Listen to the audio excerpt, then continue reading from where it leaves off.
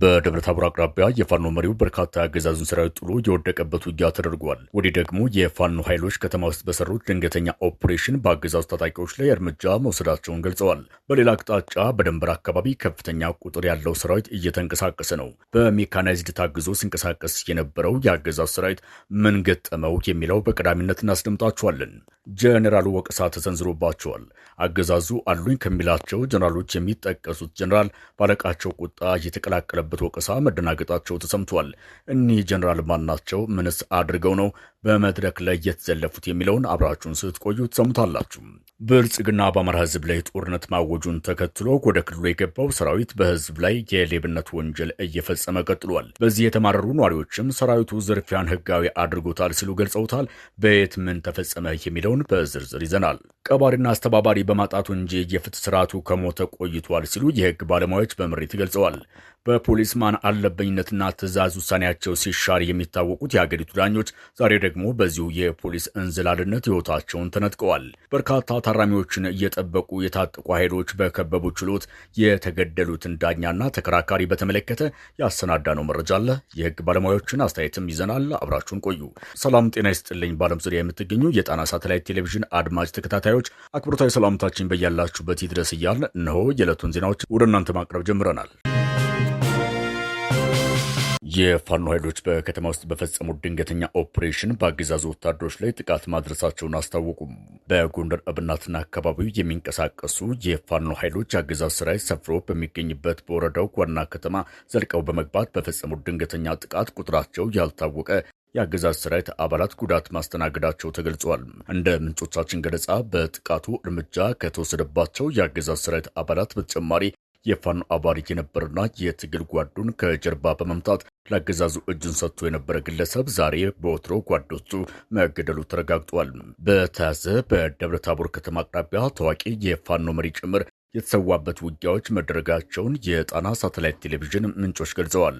ውጊያው የተደረገው ከደብረ ታቦር በቅርብ ርቀት በጋሳይ ከተማ ዙሪያ ሲሆን በአገዛዙ ሰራዊት ላይም ወታደራዊ ኪሳራ መድረሱ ተሰምቷል። አውደ ውጊያው በጉና ክፍለ ጦር ውስጥ የፋኖ አመራር የሆነ ኮማንዶ ወርቁ በአገዛዙ ሰራዊት ላይ ብርቱ ምት አሳርፎ በርካቶችን ሞትና ቁስለኛ ካደረገ በኋላ መስዋዕትነትን ተቀብሏል ሲሉ የትግል አጋሮቹ ገልጸዋል። በሌላ ዜና የአገዛዙ ሰራዊት በሱዳን ኮሪደር አዋሳኝ አካባቢዎች በሜካናይዝድ ታግዞ ኮሮጆን እያንቀሳቀሰ ባለበት በፋኖ ኃይሎች ድንገተኛ ጥቃት ተፈጽሞበት በርካታ ሰራዊቱ ሙትና ቁስለኛ መሆኑ ተሰምቷል። በምዕራብ ጎንደር ቀጠና በመተማና ቋራ እንዲሁም በአርማጭሆ በረሃማ አካባቢዎች በርካታ ኃይሉን በመያዝ ኮሮጆን እያንቀሳቀሰ የሚገኘው የብልጽግናው ሰራዊት ወዲህ ደግሞ የሱዳንን ኮሪደር ሙሉ ለሙሉ ለመቆጣጠር ያለመ ዘመቻ መጀመሩም ተሰምቷል። የጣና ሳተላይት ቴሌቪዥን ወታደራዊ ምንጮች እንደገለጹት የአገዛዙ ሰራዊት ከመተማ ሽንፋና በሽንፋ ወደ ቋራ መስመር በሜካናይዝድ የታገዘ ኃይሉን በመያዝ እንቅስቃሴ ላይ ነው ተብሏል።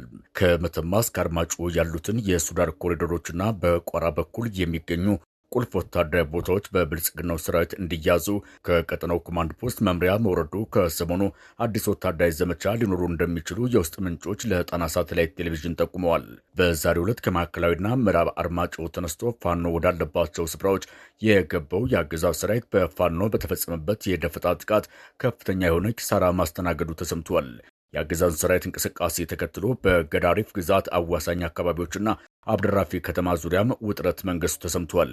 በወሎ ቀጠና በፋኖ ኃይሎችና በአገዛዙ ሰራዊት መካከል የሚደረጉ ውጊያዎች ተጠናክረው መቀጠላቸው ሲገለጽ የአገዛዙ ጥምር ጦር ባስወነጨፈው የከባድ መሳሪያ ቅንቡላ የንጹሐኖች ሕይወት ማለፉ ተሰምቷል። በደቡብ ወሎ ሐይቅ ከተማ ዙሪያ አገዛዙ በፈጸመው የከባድ መሳሪያ ድብደባ ሀብት ንብረት ወድሟል። የንጹሐን ግለሰቦች ሕይወትም ማለፉ ተሰምቷል።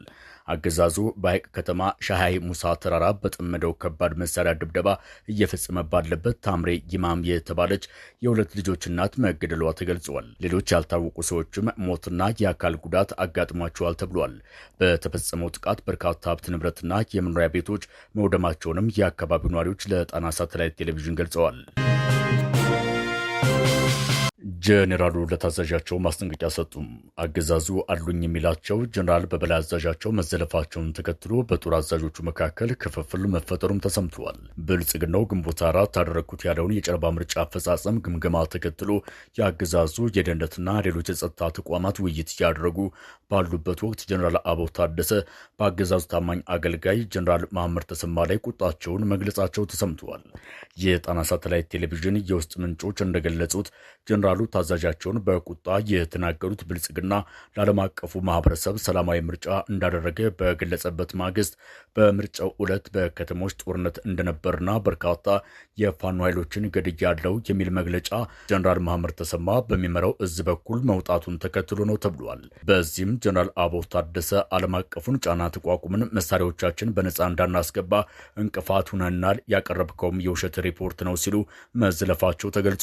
በዚህ የተነሳ አለመግባባቶች ተፈጥረው ስብሰባውን በቀጠሮ መበተኑ ተነግሯል። ብልጽግና ከሰሞኑ በታሪክ ከፍተኛ የሆነ የጦር መሳሪያ ከውጭ ወደ ኢትዮጵያ እያስገባ ሲሆን ይህም አገዛዙ ከኢትዮጵያ አልፎ የምስራቅ አፍሪካ ቀጠናን የጦር አውድማ እንዳያደርግ ተሰግቷል። በተጠናቀቀው የፈረንጆቹ ግንቦት ወር ብቻ ከ50 በላይ የጦር መሳሪያ የጫኑ አውሮፕላኖች ወደ ኢትዮጵያ መግባታቸው የተረጋገጠ ሲሆን ይህም የብልጽግናው አስተዳደር እስካሁን ባደረጋቸው ጦርነቶች ሁሉ ይህን ያህል የጦር መሳሪያ አስገብቶ እንደማያውቅ ተነግሯል።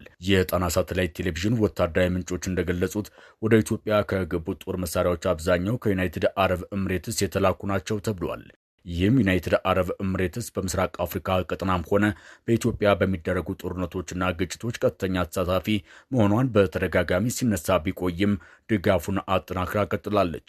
በሰሜኑ ጦርነትና አሁን በአማራ ክልል እየተካሄደ በሚገኘው የአማራ ክልል ደም አፋሳሽ ጦርነት ዩናይትድ አረብ ኤምሬትስ በተለይ ከፍተኛ ድሮን በመላክ ቀጥተኛ ተሳትፎ እያደረገች ትገኛለች። ሰሞኑን ወደ ኢትዮጵያ የገባው ከፍተኛ የጦር መሳሪያ ውጥረት ውስጥ የሚገኘውን የምስራቅ አፍሪካ ቀጠና ይበልጥ የሚያተራምስ ነው ሲሉ ቀጠናውን በውል የሚረዱ የፖለቲካ ተንታኞች ለጣና ሳተላይት ቴሌቪዥን ሀሳባቸውን አጋርተዋል። ከአቡዳቢ ተጭኖ ወደ ኢትዮጵያ ከገባው መሳሪያ መካከል ከፍተኛው በሐምዳን ዳጋሎ ለሚመራው ፈጥኖ ደራሽ ኃይል የሚተላለፍ መሆኑ ደግሞ ምስራቅ አፍሪካን የማተራመስ ዕቅድ በዩናይትድ አረብ ኤምሬትስ በኩል መኖሩን የሚያረጋግጥ ነው ተብሏል። በብልጽግናው አስተዳደር የሚደገፈው የሱዳን ፈጥኖ ደራሽ ኃይል ኮርዶፋና የምዕራብ ሱዳን ዳርፉር ግዛትን ከመቆጣጠሩ ባለፈ በኢትዮጵያ ቤንሻንጉል ጉሙዝ ክልል አሶሳ ከተማ አቅራቢያ ወታደራዊ ማሰልጠኛ ተሰጥቶት ወታደራዊ ዝግጅት እያደረገ ነው። ወታደራዊ ዝግጅት ከማድረግ ባለፈም በህወሓት ከሚደገፈው የሱዳን ጦርና ሌሎች ኃይሎች ጋር ውጊያ በመቅጠም የኢትዮጵያ ቤንሻንጉል ጉሙዝ ክልል የቀውስ ቀጠና ከሆነ ሰነባብቷል። የሱዳን ፈጥኖ ደራሽ ኃይል ከቤንሻንጉል ጉሙዝ ክልል በተጨማሪ በኦሮሚያ ክልል ወለጋ አካባቢ ሌላ የጦር ካምፕ መክፈቱም ይነገራል። ከሰሞኑም በኮንቴነር የተጫኑ በርካታ የጦር መሳሪያዎችም በነቀምት በኩል ተልኮለታል ሲሉ ወታደራዊ ምንጮቻችን አጋልጠዋል። በውጭ ሀገራት ፍላጎትና ጥቅም እየተዘወረ የሚገኘው የምስራቅ አፍሪካ ቀጠናም ወደ ባሰ ትርምስ እንዳይገባ ተሰግቷል። የብልጽግናው ስርዓት በአዲሱ የጦር መሳሪያ ሽመታ የገባው በአማራ ክልል በርካታ ድሮኖችን በመጠቀሙ የግብዓት እጥረት ማጋጠሙን ተከትሎ ነው ተብሏል። ከውጭ የተገዙ የሰው አልባ አውሮፕላኖችን ለመጠቀም እጥረት ያጋጠመው ብልጽግና በቅርቡ በጎንደር ቀጠና 2 አጥፍቶ ጠፊ ድሮኖችን አሰማርቶ የነበረ ሲሆን አንደኛው ያለምንም ሙከራ ከሽፎ በፋኖ ኃይሎች እጅ ሲገባ፣ ሌላኛው ደግሞ ኢላማውን ሳይጠብቅ መፈንዳቱ ይታወሳል። የአገዛዙ ሰራዊት በአማራ ክልል ዝርፊያ እየፈጸመ መሆኑ ተገለጸ። በአማራ ክልል ከፋኖ ኃይሎች ጋር ለመፋለም ስምሪት ወስዶ የገባው የአገዛዙ ሰራዊት በከተሞችና በአርሶ አደሩ የመኖሪያ መንደር እየገባ ከፍተኛ የሆነ የሀብት ውድመትና ዘረፋ እየፈጸመ መሆኑን የጣና ሳተላይት ቴሌቪዥን ምንጮች ገልጸዋል። ከሰሞኑ የፋኖ ኃይሎች የተሽከርካሪ ዕቀባ መጣላቸውን ተከትሎ ቁመው የነበሩ በርካታ አሽከርካሪዎችን የአገዛዙ ሰራዊት አባላት ወደ እስር ቤት በማስገባት ከፍተኛ ገንዘብ እየተቀበሉ ስለመሆኑ ሲገለጽ፣ በሌላ በኩል የአርሶ አደሮችን ሕጋዊ ትጥቅ እየቀሙ እንደሚገኙ ምንጮቻችን አረጋግጠዋል።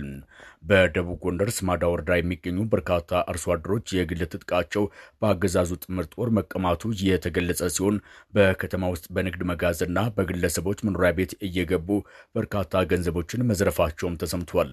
በህዝብ ላይ ያነጣጠሩ የመብት ጥሰቶችና የንብረት ዘረፋዎች በየቀኑ እየጨመሩ መምጣታቸውን የገለጹት የአካባቢው ነዋሪዎች የባጃጅና የሞተር ሳይክል አሽከርካሪዎችም የፋኖ የመረጃ ምንጭ ናቸው በሚል ድብደባ እየተፈጸመባቸው መሆኑንም አክለዋል። በወረዳው ሰርጋይት በሚባል ቀበሌ ያገዛዙ የጸጥታ አካላት የአርሶ አደሮች ህጋዊ የጦር መሳሪያ በጉልበት ነጥቀው መውሰዳቸውን የገለጹት ምንጮቻችን አርሶ አደሮቹ መሳሪያቸውን ያስመዘገቡበትን ህጋዊ ማስረጃውን ይዘው ንብረታቸውን ለማስመለስ ባቀኑበት ወቅት ከጸጥታ ኃይሎቹ ኃላፊ የተሰጣቸው ምላሽ መሳሪያውን የያዘው ሻለቃ መሪ በፋኖ ተገድሏል፣ መሳሪያቸውን በውጊያ መሃል ተማርኮብናል የሚል እንደሆነ ለጣና ሳተላይት ቴሌቪዥን ገልጸዋል። ከአካባቢው የሚወጡ መረጃዎች እንደሚያመለክቱት ሰራዊቱ የአርሶ አደሩን መሳሪያና የነጋዴዎችን ሀብት ንብረት በሚስጥር በመሸጥ የግል ጥቅሙን እያካበተ ይገኛል ተብሏል። የጣና ሳተላይት ቴሌቪዥን ምንጮች ለጣቢያችን በላኩት መረጃ እንዳስታወቁት በትናንትናው ዕለት ወረዳው ሰኞ ገበያ በሚባል ስፍራ አካባቢ የአንድ ግለሰብ የግል ሞተር ሳይክል በኃይል በመንጠቅ ወደ ከተማ ይዘው በመግባት የጽንፈኛ ሞተር ማርከናል በሚል መፈክር በከተማ ውስጥ እየተኮሱ ሲጨፍሩ ታይተዋል ነው የተባለው። በአካባቢው የተሰማራው የአገዛዙ ሰራዊት የህዝብን ሰላምና ደህንነት ከመጠበቅ ይልቅ የዜጎችን ንብረት በይፋ በመንጠቅና በመሸጥ ወደ ህጋዊ ዘራፊነት ተሸጋግሯል የሚሉት ምንጮቻችን ሀብት ንብረታቸው በስርዓቱ ወንበዴዎች የተዘረፈባቸው ነጋዴዎችም ከተማዋን ለቀው እየሸሹ ነው ተብሏል። በተያያዘ ከሰሞኑ የፋኖ ኃይሎችን ትዕዛዝ አክብራችኋል በሚል የባጃጅ አሽከርካሪዎች በግፍ እየታሰሩ መሆናቸውም ተገልጿል። በደብረ ታቦር፣ አዲስ ዘመን፣ ወረታና ሌሎች የዞኑ አካባቢዎች የባለሶስት እግር ተሽከርካሪዎች እንቅስቃሴ በአገዛዙ መታገዱ የተገለጸ ሲሆን ከ40 በላይ የሚሆኑ የባጃጅ አሽከርካሪዎች በአገዛዙ ታስረው ከፍተኛ መጠን ያለው ገንዘብ እየጠየቁ መሆኑን ምንጮቻችን አስታውቀዋል። ብይን በማንበብ ላይ ያሉ የተገደሉት ዳኛ ከፍተኛ ቅሬታ አስነሳ። በትላንትናው ዕለት ከአዲስ አበባ በቅርብ ርቀት በሆለታ ጎልመራ ወረዳ መጀመሪያ ደረጃ ፍርድ ቤት ውስጥ በተፈጸመ ጥቃት የዕለቱን የችሎት ውሳኔ በማንበብ ላይ የነበሩ ዳኛና የጉዳዩ ተከራካሪ የነበሩ ግለሰብ ሕይወታቸው ማለፋቸው ተዘግቧል። አክሰስ ቱ ጀስቲስ ኢኒሼቲቭ የተሰኘው ተቋም ባወጣው ሪፖርት ከሆነ የቤተሰብ ክርክር ጉዳይን በመመልከት ላይ የነበሩ ዳኛ ወርቄ ፈንታኮ የፍርድ ቤት ውሳኔውን እያነበቡ ባሉበት ወቅት ተከሳሹ በድንገት ባወጣው ሽጉጥ ዳኛዋን በጥይት በመምታቱ ሕይወታቸው አልፏል። ተጠርጣሪው በችሎት ውስጥ በጉዳዩ ላይ ይከራከሩ የነበሩ ግለሰብንም በተመሳሳይ ሁኔታ በተኮሰ ጥይት በመምታቱ ወዲያውኑ ሕይወታቸው ማለፉ ተረጋግጧል። የችሎቱን ፍጹም ሰላማዊ ድባብ ወደ ሽብር የቀየረው የተጠርጣሪው ድርጊት የህግ ባለሙያዎችና መገናኛ ብዙሃን ከፍተኛ ቁጣ ውስጥ ከቷል።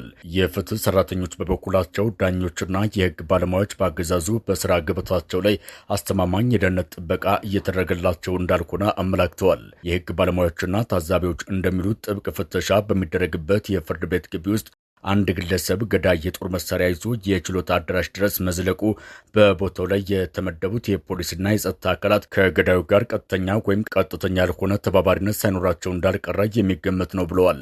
የአገዛዙ የጸጥታ ኃይል የህዝብን ደህንነት ከመጠበቅ ይልቅ ወንጀለኞችን በነጻ እንዲንቀሳቀሱ መንገዱን አመቻችቷል የሚለው ጥርጣሬ አሁን ላይ የብዙዎቹ እምነት እየሆነ መጥቷል። የህግ የበላይነት በይፋ ፈርሷል፣ የፖሊስ ድፍረትም ከመጠን በላይ ሆኗል ሲሉ አስተያየታቸውን ለጣና ሳተላይት ቴሌቪዥን የሰጡ የህግ ባለሙያ እንደገለጹት በሀገሪቱ የፍትህ ስርዓት ላይ የሚታየው ትልቁ ቀውስ ፍርድ ቤቶች በፖሊስ መዋቅር መናቃቸው ነው ብለዋል። ፖሊስ ፍርድ ቤቶች የሚያስተላልፏቸውን የዋስትናና የነጻ ስንብት ውሳኔዎችን በተደጋጋሚ በመሻር የህግ የበላይነትን ሽባ ሲያደርጉ መቆየቱ ይታወቃል ሲሉት ያስታውሱት ባለሙያው የፍርድ ቤት ውሳኔዎችን በጉልበት የሚያሽረው ፖሊስ አሁን ደግሞ ዳኞች በችሎት ላይ ያሉ ጥቃት ሲፈጸምባቸው ጥበቃ አለማድረጉ የፍትህ አካላት መከላከያ አልባ እንዲሆኑ ሆን ተብሎ የተደረገ የአገዛዙ ስልታዊ ቸለልተኝነት መሆኑን ያሳያል ብለዋል። በአገሪቱ ሰላምና ጸጥታ በሌለበት ሁኔታ የመንግስት የጸጥታ መዋቅር የዳኞችን ደህንነት ማረጋገጥ ያልቻለው ስርዓት በፍርድ ቤት ውሳኔ ጣልቃ በመግባት የህግ ስርዓቱን ከፍተኛ አደጋ አጋልጦታል ሲሉ ጨምረው የገለጹት የህግ ባለሙያው ይህ የአገዛዙ ኖር በፌዴራል ከፍተኛ ፍርድ ቤት ውስጥ ታስረው በሚገኙ የአማራ ምሁራንና የሰብአዊ መብት ተሟጋቾች ላይ በተደጋጋሚ ሲከሰት መቆየቱን አስታውሰዋል። ትናንት በሆለታ ፍርድ ቤት የተፈጸመው ደም መፋሰስ የመንግስት የሀገሪቱን ሰላም ማስከበር እንደማይችልና የዜጎች ህይወት ዋጋ እያጣ መምጣቱን ማረጋገጫ ነው። የፍትህ አካላቱን ውሳኔ የሚያሽረው ፖሊስና ለጥቃት በር የከፈተው የጸጥታ መዋቅር በአስቸኳይ ተጠያቂ ካልተደረጉ የሀገሪቱ የፍትህ ስርዓት ሙሉ በሙሉ መፈራረሱ አይቀሬ መሆኑን ሌሎች የህግ ባለሙያዎችም በምሬት እየገለጹ ይገኛሉ።